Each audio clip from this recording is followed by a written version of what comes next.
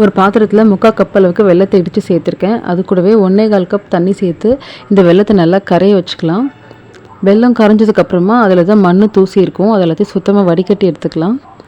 வடிகட்டின வெல்லத்து கூட நான் ஒரு 1/2 கப் அளவுக்கு துருவின தேங்காய் சேர்த்துக்கிறேன். அது கூடவே ஒரு பிஞ்ச் கல் உப்பு சேர்த்துக்கிறேன். ஒரு சின்ன கல் சேர்த்துக்கலாம். அது கூடவே 4 ஏலக்காய் தட்டி சேர்த்து நல்லா மிக்ஸ் பண்ணிக்கலாம். இது ஒரு மிக்ஸ் பண்ணதுக்கப்புறமா ஒரு 1/4 கப் அளவுக்கு பொட்டுக்கடலையை நல்லா நசுக்கி சேர்த்துக்கலாம். அரைச்சிடக்கூடாது, ஒன்றும் பாதியமாக நசுக்கணும். இதை சேர்த்ததுக்கப்புறமா லைட்டாக கொதி வர ஸ்டார்ட் பண்ணும். அந்த நேரத்தில் 1 கப் அளவுக்கு அரிசி மாவை கொஞ்சம் கொஞ்சமாக அப்படியே ஆட் பண்ணிகிட்டே இருக்கலாம். ஆட் பண்ணி கைவிடாமல் கிளறிக்கிட்டே இருங்க. ஒரு ஸ்டேஜுக்கு அப்புறம் இந்த மாதிரி எல்லாம் ஒன்றா வரும். இந்த மாதிரி வரும்போது அடுப்பு ஆஃப் பண்ணிவிட்டு உடனே ஒரு தட்டு போட்டு மூடி ஒரு 2-3 நிமிஷத்துக்கு அப்படியே விட்டுருங்க. கொஞ்சம் நேரத்துக்கு அப்புறமா வானலில் கொஞ்சமாக நெய் ஊற்றிக்கலாம். 1 டீஸ்பூன் அளவுக்கு நெய் ஊற்றி இந்த மாவை பிசையணும். ரொம்ப சூடாக இருக்கக்கூடாது, சுத்தமாக ஆரியும் போயிடக்கூடாது.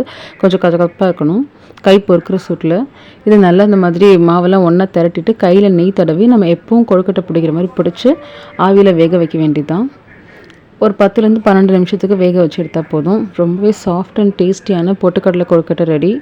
இது சாதாரண பிடி கொழுக்கட்டை தானே அப்படின்னு நினைப்பீங்க பார்க்கும்போது, பட் டேஸ்ட் அவ்வளோ நல்லாயிருக்கும். பிடி கொழுக்கட்டையில் இந்த அளவுக்குலாம் பண்ண முடியுமா அப்படிங்கிற மாதிரி இருக்கும். ஸோ கண்டிப்பாக ட்ரை பண்ணி பாருங்கள். தேங்க்ஸ் ஃபார் வாட்சிங்.